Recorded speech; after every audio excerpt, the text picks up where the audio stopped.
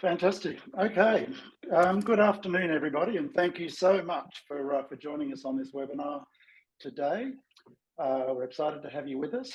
Just by way of introduction, our reason for being at Mutinex is all about helping marketers and agencies reinvent the way we work to help you make better decisions about marketing investment that drive incremental growth. So we're busy building a growth co-pilot with AI at its very heart.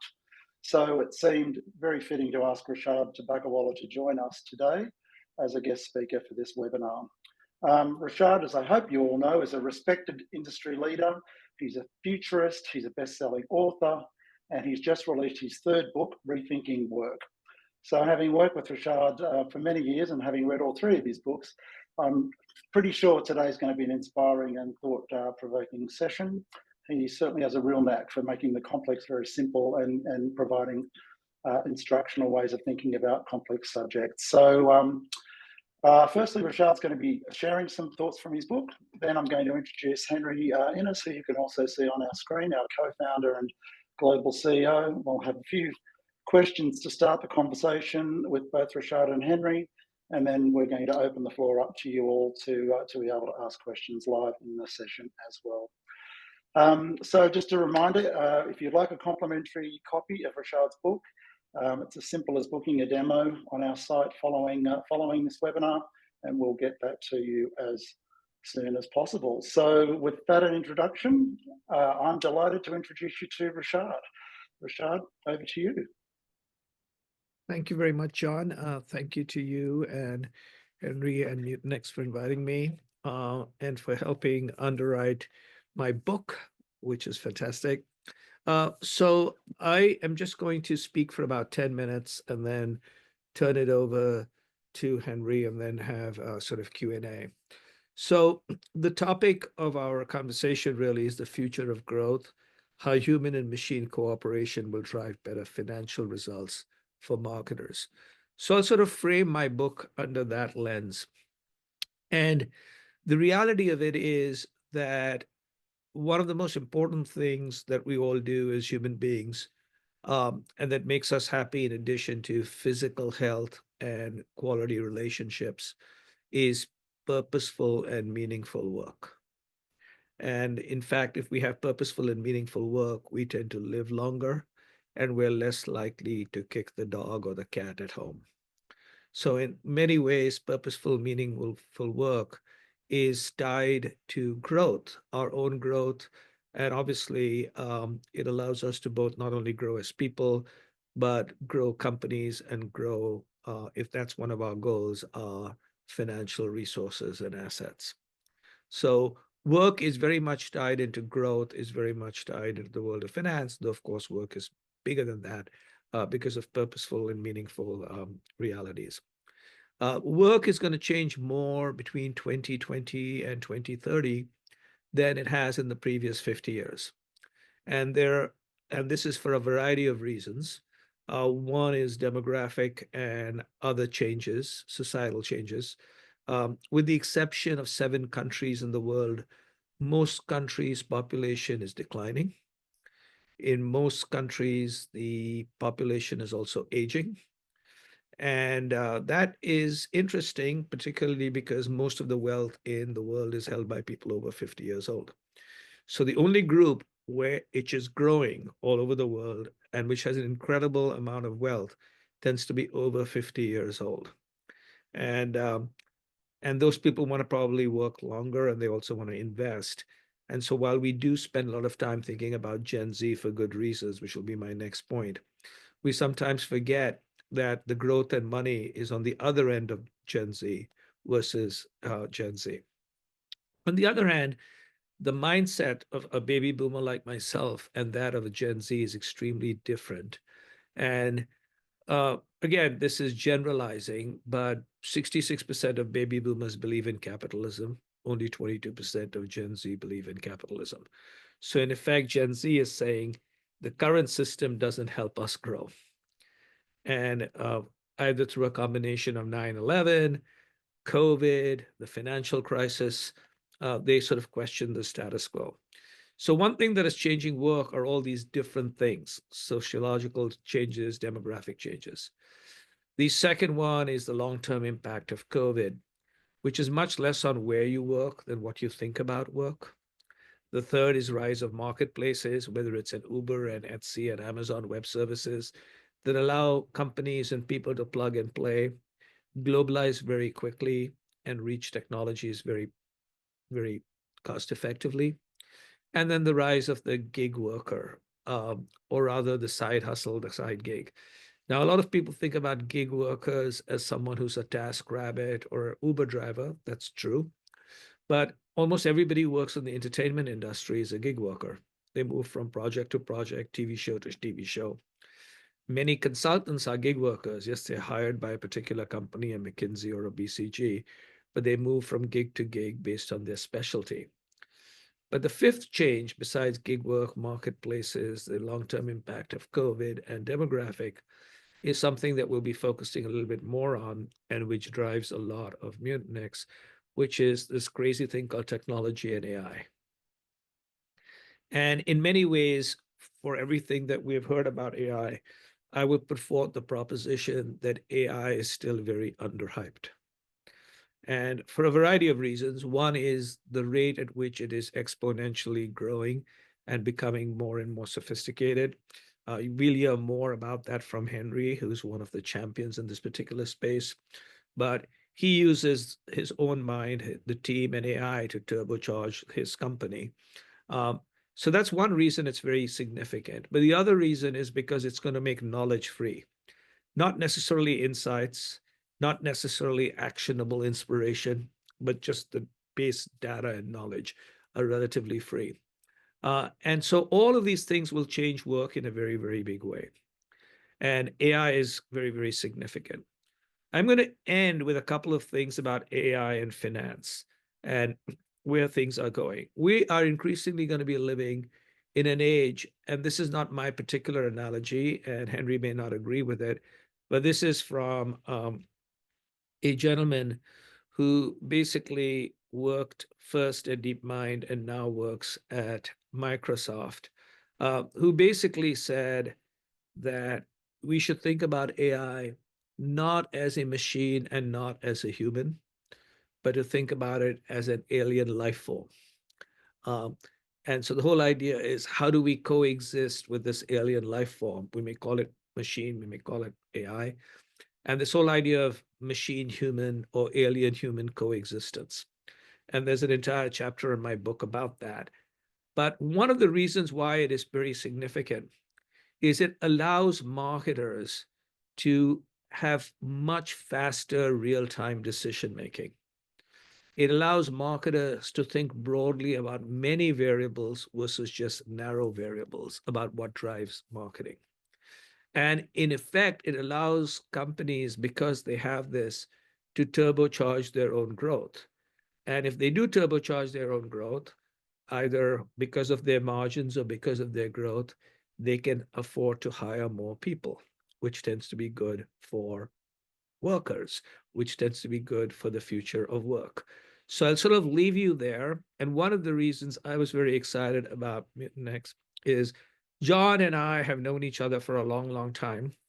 And one day I was in Australia and John took me out to lunch and he said, I'm going to be joining this company. And I'm sure you've heard this joke before. And I said, I didn't know you were going to basically work for a cough syrup. And he says, no, it's not Mucinex, you fool. It's Mutinex. So I said, okay, that's really cool. I said, tell me more about it. Because I had not heard about it. One, because I'm a dumbass, and the other is I'm in the United States. And he basically talked to me about it. And I said, that's absolutely incredible. And because John is not a fool, and he was very senior in the company I work with, and then senior in other places, I thought, I better go and look into this. And that's how I learned about the company. I learned about the mad CEO, Henry, who'll come on. That's the best way to think about him. A wizard and a mad scientist. And I began to realize how incredible this company in Australia is, which is now a global company. And John is based in the United States. So without further ado, I turn it over to John and Henry.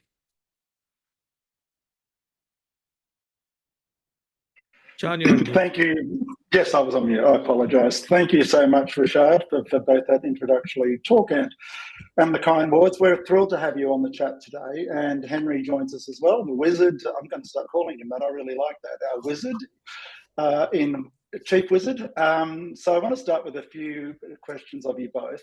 Rishad, let's start with you. In your book, you really talk about AI empowering humans, not just being seen as an efficiency or a productivity play, which I think is super important. And within that, you talk about facilitating decisions, faster decisions, more competent decisions.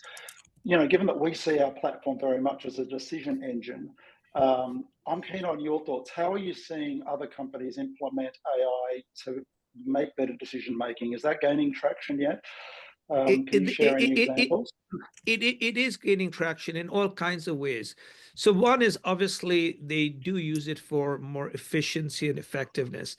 So let's say it's something as simple, which you would not normally associate with AI, which is creative, right? Which is coming up because you always think about it as a media play or a quantum play, but quantitative play.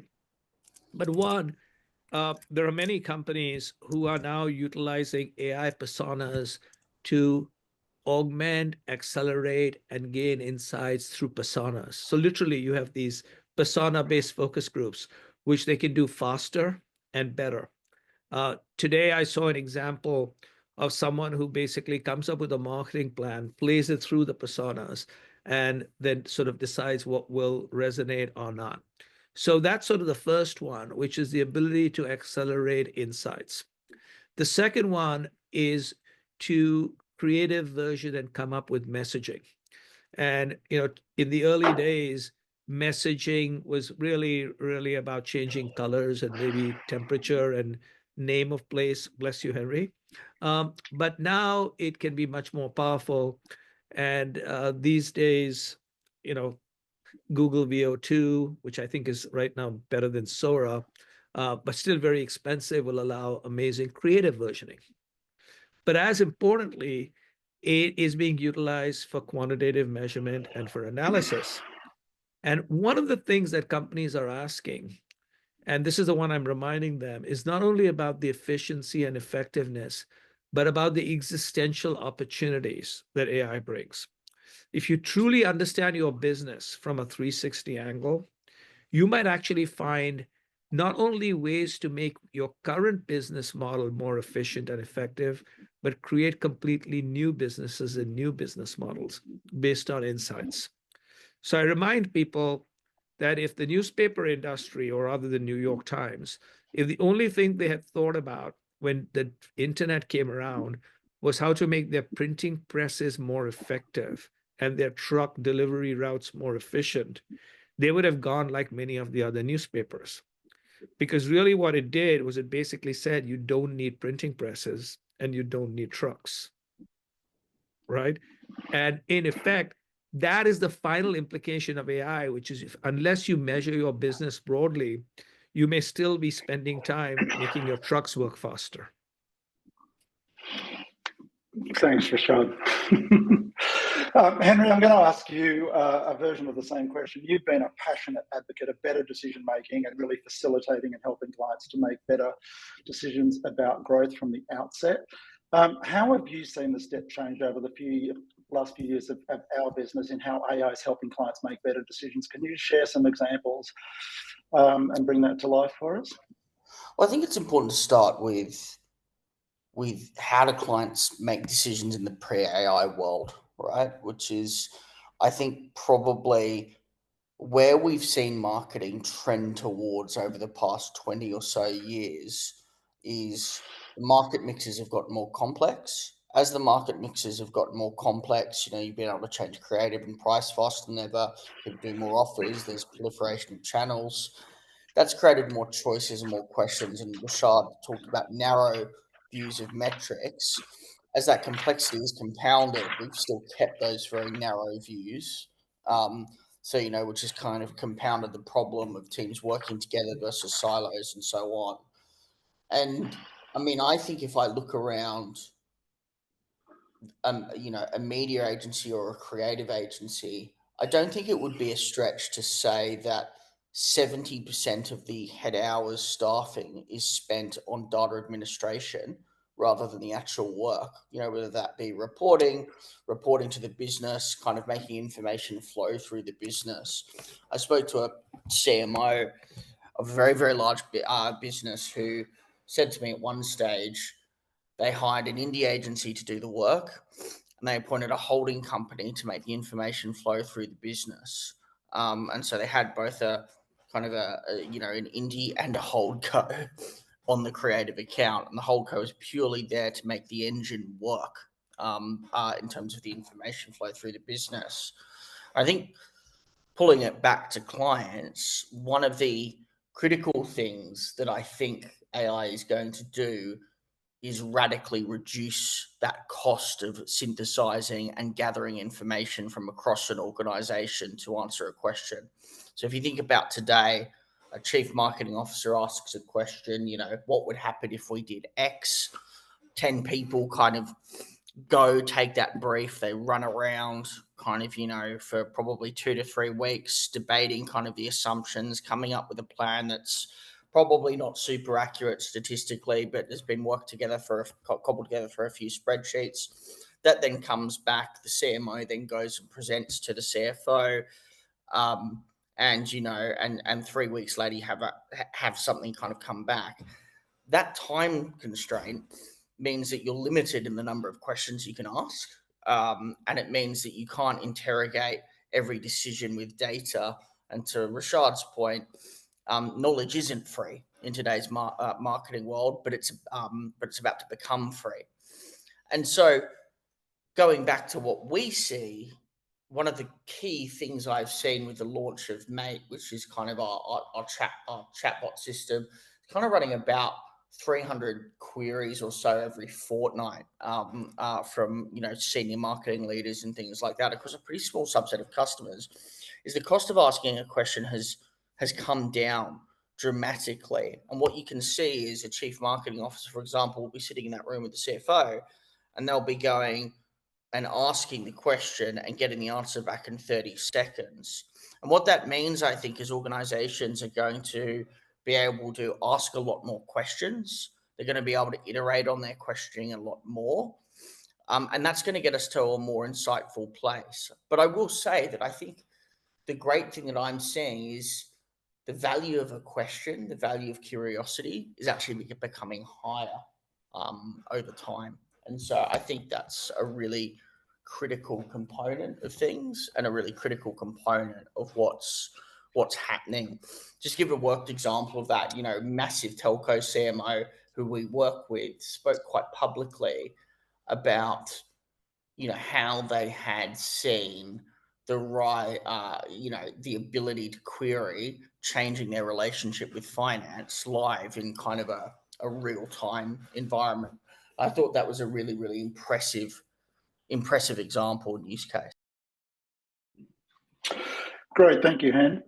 Rishad, back to you. You in your book talk a lot about AI being more akin to a superpower, and you've really encouraged organisations to lean in much more heavily than they already have. In fact, you believe it's more transformative than the PC, and it's more like the printing press or electricity in terms of the impact it's going to have.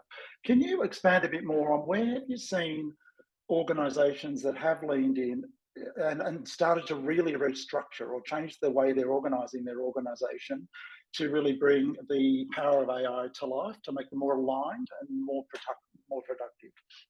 So what you will see is there are 3 types of organizations. Every service organization that I know is making significant investments in AI. This includes in the marketing services area, people like the holding companies, or you talk to people like Accenture. Yesterday, because of a couple of things I do, I had conversations with 2 of the 4 well-known consulting companies. And I asked each of them what were their 2 key what are the driving issues for 2025, 2026? And every one of them had number 1 was AI, which is kind of interesting. So one is there's a lot of investment from 100 million to billions of dollars across the board. But the biggest change actually is happening in 2 places right now. It is happening in companies that are building everything around AI, like a Meta. So if you think about it, Meta did this entire thing where they went and decided about the metaverse, which may still exist, but then really put a lot of their investment in AI, including their own models, their own model, which is Llama. What has basically begun to happen is if you look at Meta, their revenue has climbed about 25% plus in the last 2 years, and their headcount has declined by 25% plus in the last 2 years. Okay. And a lot of companies are looking at that. So that's the efficiency, effectiveness play. There's obviously the existential play, which they're also doing. But the biggest changes, interestingly, and this is why large companies need to quickly catch up, are smaller companies. People who are starting with a fresh sheet of paper. I was recently at Google, and oddly, I visited Google in 2 different countries, but when I was there in Dublin, I was actually speaking to their customers.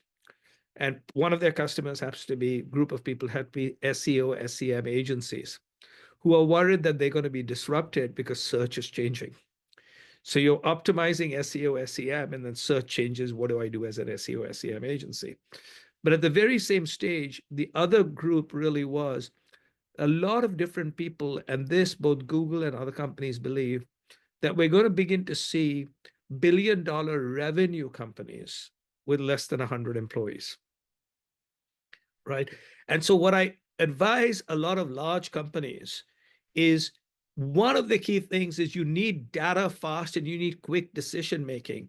And if you're going to have task forces, it's already too late. A task force is the way to delay. It's not a way to make a decision.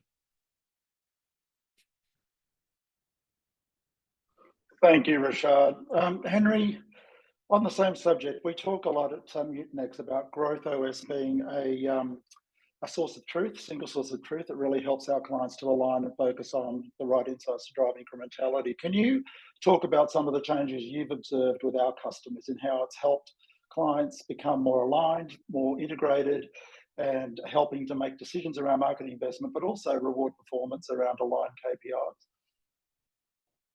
So I think, the way customers, I think typically, I love, Rishad, your phrasing of narrow metrics, because I think it's entirely true. And it's entirely true of how the world thinks. A lot of the metrics that we have are extremely narrow in terms of their form and their feeling. Apologies for some background noise. What I think that we see is realistically what we need to rely on AI to do is to consolidate data, process it, and allow us to question it really quickly. So I know we kind of conventionally play in the market mix modeling space, and to some degree that's true. But realistically, what you need is an AI to co-pilot your data and process that into usable information for humans. That's the task of AI. When it comes to consolidation and alignment, what we see is once people have that consolidated alignment, when everybody can work off the same base core set of knowledge and data sets, they tend to converge on decisions much quicker, which speeds up the decision making. What slows down decision making is when 5 different people have slightly different or varying data sets and they're trying to unify them together through meetings. That's the route towards inefficiency, towards slow decision making, towards slow prioritization. So once we see that happen, you see sort of transformative step changes where brands can actually go, okay, are we confident moving 15% of our budget from here to here? Are we confident kind of, making these bigger and more strategic decisions because we're all working off the same baseline data set? I think conventional MMM, frankly, has failed to do that in a meaningful way because it's not platform based, it's not fast, it doesn't consolidate at the granularity that everybody needs. That's why I believe generalized models will solve this problem at scale. And that's kind of where we're focused. Whilst everyone else focuses on building, bespoke Bayesian MMMs for, individual customers and stuff like that, great, fine. Everyone can do the traditional stuff. It's cool. It's a very commoditized space.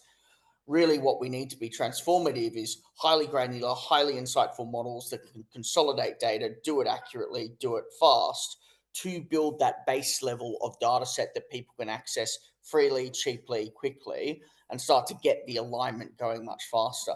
Practical example of that is, I've seen organizations with optimizations start moving budgets around some 10-15% to chase gains really quickly, and then seeing payoffs of 30%. But you can only get that once the performance and the brand market are totally aligned.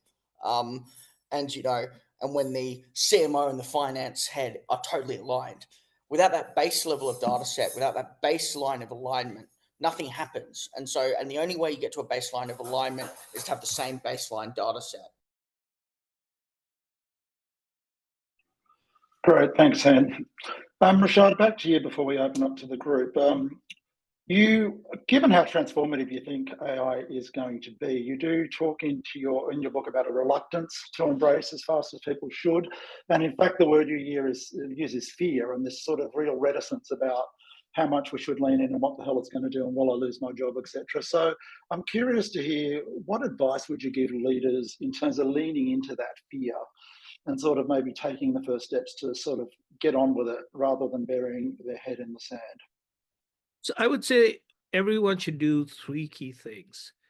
The first is, as individuals at home, especially if you're a senior leader, you can afford $120 a month. So sign up for the paid versions of the major foundational models. And if you're a particular CEO, maybe, which I'm not at that particular level, sign up for the $200 version, right? Because now the best stuff is behind the $200 version, but I wait a week or two and I get some of it sampling in the $20 version. But is utilize the state-of-the-art machine stuff at home, and you begin to realize, and just use it for your own use. Don't necessarily load your company data, whatever. One of the reasons that a lot of people are making a big mistake is they're truly beginning to think that the model that has been checked out by legal and IT, which tends to be 6 to 7 months behind, right? So most companies select one model and it's 6 to 7 months behind. Me, who's a self-employed author, uses 6 models up to date. Therefore, right now, I have better AI than most companies do. So if the first thing is, hey, C-level executive, go at home and start using it for your own hobbies and your own interests, and you'll find something really interesting. And there are a lot of people who do this. I write a Substack where I explain to people what to do, but if nothing else, buy a book called Coexistence, which is by, and I'll get the name of the author, but basically he also writes a great blog called One Useful Thing. Ethan Malik, right? Read Ethan Malik just to see what is possible and capable, and you'll get an idea. The second thing, to a great extent, is go into attack mode. Remember, every CEO at some stage was not a CEO. Every C-level executive was not a C-level executive. Inside you is an entrepreneur and a builder. Stop being a defender. Go into attack mode and say, with modern technology, with modern mindsets, with modern work structures, how would you create the world's best attack dog to come against your company? And then go do that, right? And then the third one is to remember that world-class companies never get defeated. They decide to defeat themselves. And they decide to defeat themselves by not taking the next generation of technology seriously. Awesome, Rishad. Very practical as always. I'm sure Hen would love to hear you talk about going into attack mode, because it is absolutely something he drives internally within our culture. So Hen, I'm going to close with you before we open it to the floor. On the subject of AI and early adoption, you've really worked hard to leverage that for us internally, for our teams and our customers. Can you share any sort of experiences on how to get involved with our people on the call as well today? I think firstly, the value of knowledge is getting swapped for the value of being able to ask a critical question. The difference I see in people who are good at AI versus bad at AI, at least in using the tools, is how good are they at asking a quick question? How good are they at critically thinking about what the problem they want to solve is? and and pushing the AI to help solve in that way. So I think a lot of people have to get a lot better at questioning. I know it sounds like a really basic thing, but too many people aren't good at asking the right question, and that's going to be a rate limiter in the next kind of at least 2 to 3 years.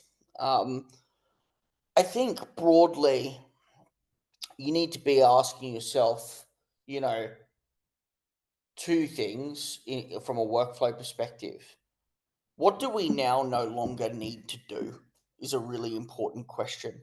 So, because I think organizations, and particularly big organizations, get caught up with people having certain roles, and there is a fear inherent to that makes people go, well, that's my job, and so AI can't possibly do that better than me. I think that's a real risk for most companies, and I'll give an example of that. There's a lot of people who do reporting, who compile a lot of reports and things like that, on the market mix and stuff like on the market mix, models and all that sort of thing.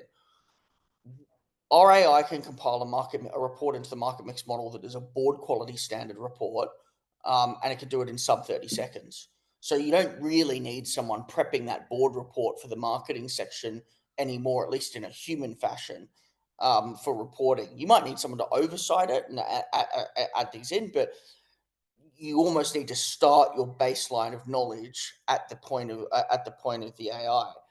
I think the second big thing. So the first thing is ask what your people no longer should be doing, because you need to free them up to do other work. Because as Rishad has said, and as others will say, it's the companies that are freeing the people up to go on attack mode, to actually think about how to play more aggressively, rather than doing the things that we've always had to do but no longer need to, that are going to win.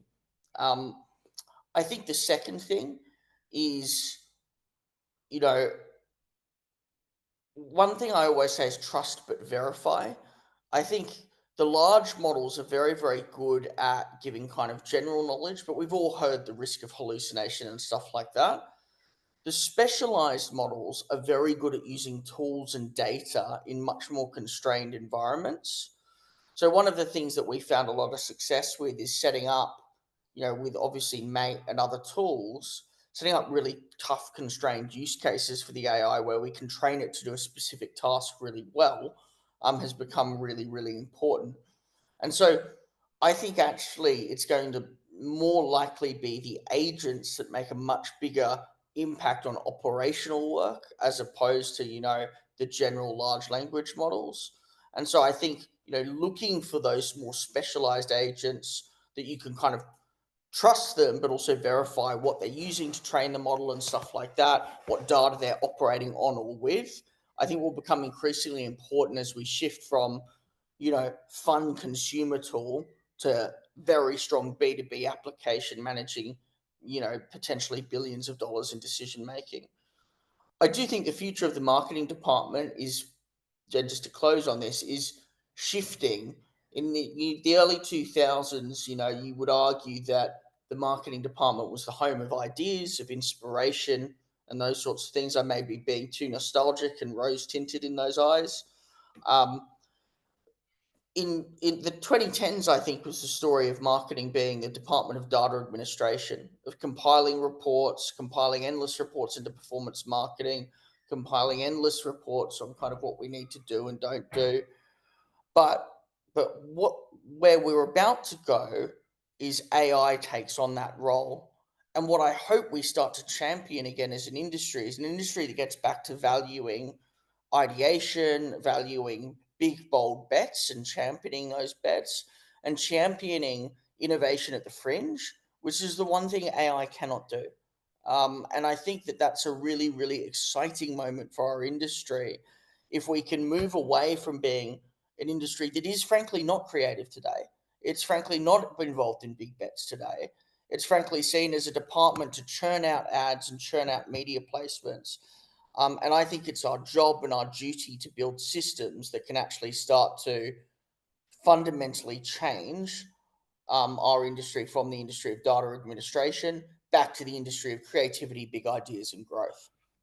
I would reinforce, underline, and add exclamation marks to what Henry just mentioned, because to a great extent, the marketing, a lot of people basically just keep talking about data, data, data. And I try to explain the machines will do the data part particularly well. So if you're just going to be all about data driven, there's no reason for being just a marketer, because brands are basically built not just on data, but they're built on not just on utility and data, but they're built on things like provenance and storytelling and design and differentiation. Similarly, in this modern world, too many people have decided that they're bosses, and bosses are people who control, allocate, delegate, monitor, and measure. They are being replaced by leaders. So the old marketing department was, you know, they would just turn out reports. To Henry's point, the new marketing department is very much like a new leader.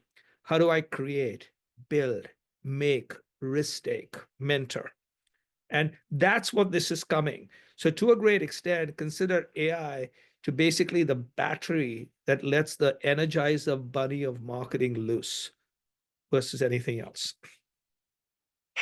Awesome. I love that metaphor, Rishad, and obviously totally agree with what Henry has just said. We've got some questions now coming in from the audience, which was fantastic. We've started to unpick this one, but we had a question to Henry around creative intuition. How do you see creative intuition, the value of slow, integrate with the speed of analysis and MMM? Did you want to riff a little bit more on that, Hen?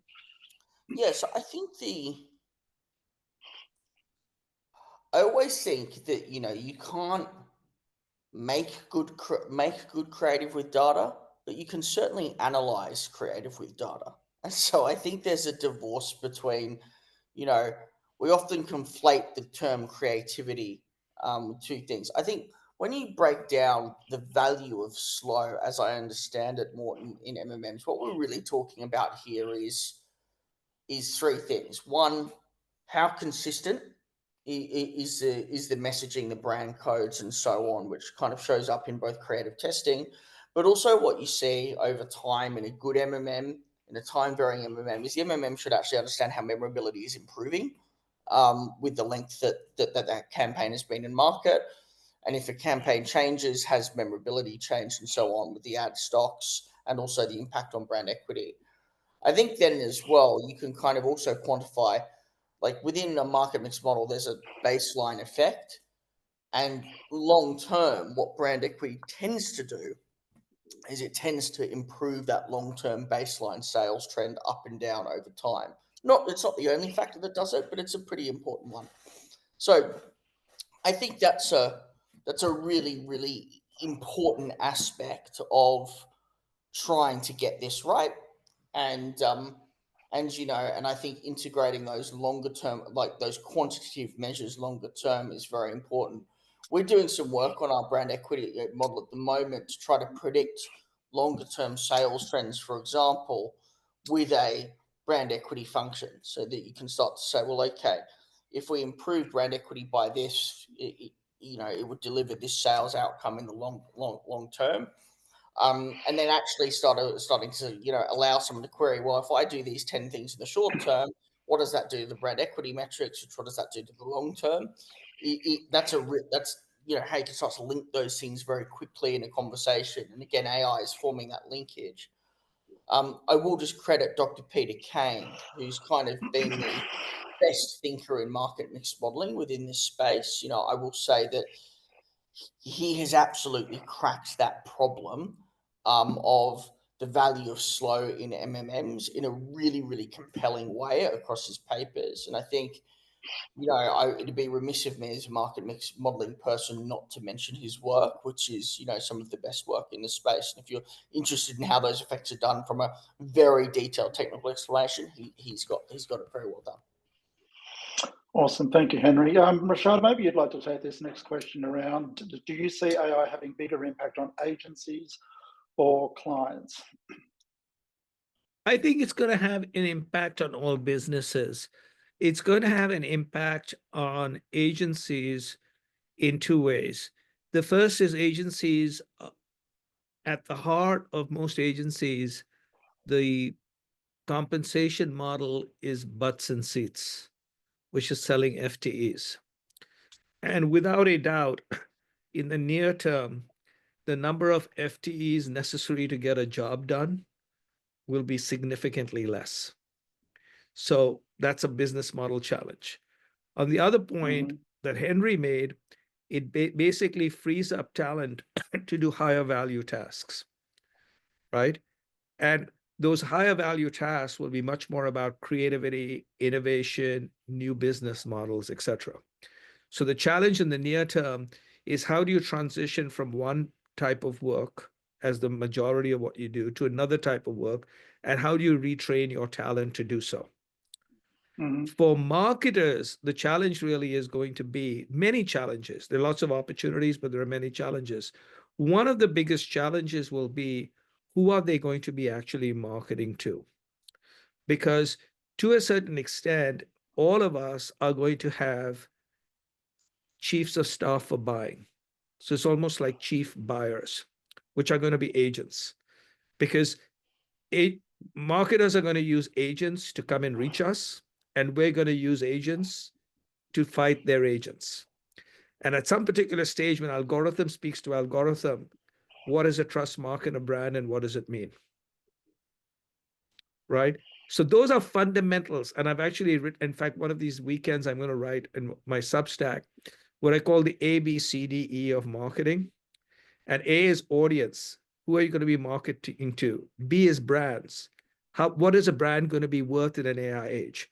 These fundamental questions are really what marketers should be thinking about, versus I am going to develop an AI strategy. Anybody who's thinking about an AI strategy is full of shit. Okay, period, over and out. The reality of it is you should figure out how your strategy gets impacted by AI. Similarly, a company that says, I'm going to win through AI as differentiation, I'll say, yeah, just like you use electricity to differentiate yourself today. Your competitors are not using candlelight. Totally. Rishad, I think you've started to answer this question, but we did have a question here about what skills do you foresee are mandatory to develop the next generation of CMOs to manage this shift?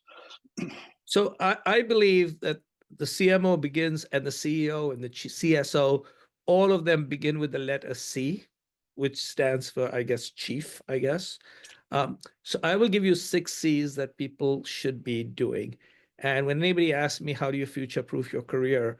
I said, I'm trying to keep, employed, even as a self-employed person. And these are the 6 C's I'm working on. So here are the 6 C's. 3 C's are what each one of us need to do for ourselves, which are cognition, creativity, and curiosity. So cognition is we need to spend time learning, at least an hour a day. Creativity, Henry's pointed out the importance. And curiosity is by asking business model and other questions, because in effect, most of these machines look backward, but you can look at the data and they'll give you rise to questions. So curiosity. On the other hand, we all are going to be working with other human beings or aliens. And so collaboration is going to be very important. Convincing, when everybody has the same knowledge, your sales skills are going to be important. And finally, communication, writing and presenting, very old school, right? So don't worry about learning code or Mandarin. Your Samsung phone will do Mandarin. And increasingly, unless you're a world-class coder, you'll have Lego pieces doing that. But it's going to go back to those 6 C's. And that is what I believe everyone should do. Fabulous. Thank you, Rishad. You've always got a healthy little construct for all of us to move forward. I couldn't disagree more on the coding. On the code. Rishad. So I think. But that's why I said, unless you're a world-class coder, which you are, Henry, but most people are not. Yeah. Well, I wouldn't describe myself as world-class. I describe myself as pretty amateur, actually, compared to a lot of the people I work with. But yeah. So I just to build on that really quickly. I think one of the big fundamentals here as well is, how do we start to build, if you're talking about skills and things like that, I just keep coming back to whoever asks the best questions will get the best answers. And I know I've said that about 50 times on this presentation, but But when we all have the same base level of knowledge, it's who can interrogate that knowledge the best, who will start to formulate the best strategies, the best answers, and things like that. I fundamentally believe most organizational admin can be dramatically streamlined with LLMs today. So if I was running an organization today, a big organization, I'd be looking at every single admin task in my operational workflow and going, how do we not spend time on that? Because that realistically is, if I look at big corporations, big corporates, even big agencies, big marketing departments, so much of the time is spent in admin. And of course, it's whoever can reallocate the most amount of time to not doing that who will have a competitive edge. So, if you think about competitive edge in terms of, human thinking capital within an organization, which is largely what it is, the reason a startup tends to have a much better performance in a big organization is because a big organization is allocating 70-80% of its time to admin, 20% of its time to human capital. Startups, because they have strong-willed founders or whatever, tend to do the inverse. They tend to make decisions very quickly. They tend not to spend a lot of time on admin. The processes are largely broken. I speak from experience here, but you tend to spend most of your time on work and very little time on admin. And so I think the thing that AI may unlock for big organizations, which is kind of scary in its own way, is getting rid of that bureaucracy. And so I think that's a really, really exciting component. Awesome. Hey, we've got lots of questions, but I'll just one last one before we wrap up and start to lose people because we're at time. So there's a question, thanks for sharing your expertise. Building on previous question, how does Mutinex technology work with or replace agencies' execution arm? And I know we can talk on that for hours, but what's the quick answer to that, Hen? Well, it's a great question. I go back to, why are agencies commoditized today? And again, I will say the same point. If you look at what is a retainer spent on, it's not spent on creating value for clients for the most part. It's spent on doing a set of commoditized tasks which don't actually differentiate and add value through thinking to clients. I think what Mutinex tends to do is do two things. We actually have a fixed pricing structure, so we're not trying to take more and more of the kind of share of wallet. I think people need to spend less on market mix models, not more. I mean, I heard the other day that Procter and Gamble was spending 30 million on their market mix model. What a ridiculous amount of money to spend on an analytics platform, and a waste of time, waste of money.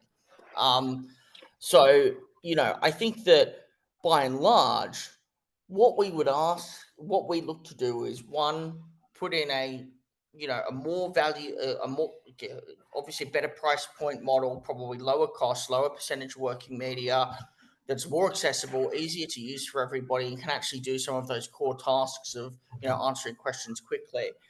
By doing that, what we tend to see is the agency's execution arm can operate faster with their clients, push the tempo of ideas faster, and focus on those differentiating ideas more. And again, I just come back to the central purpose of the business. What do we want this business to do?